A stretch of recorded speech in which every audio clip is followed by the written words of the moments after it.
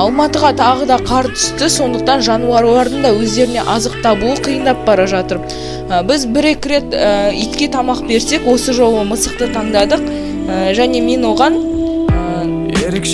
нанға сүт пен суды қосып апарып бердім.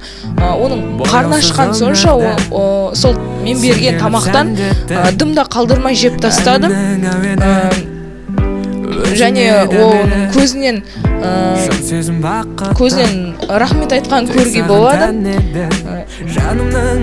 Бар оған айтайын, оғынсаң қасыңда боламын әрдайым. Сөзімі сен менің, сен ғана керегі. Сендіріп бағыма келе ғой жаныма, өтсе де аз уақыт айналдың барыма. Боламын қасыңда, сезімді жасырма.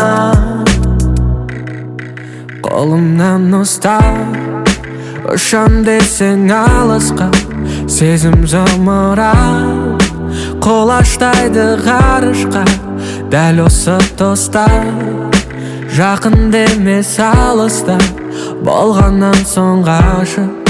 Қолымнан ұсташы, қолымнан ұсташы, қолымнан ұсташы.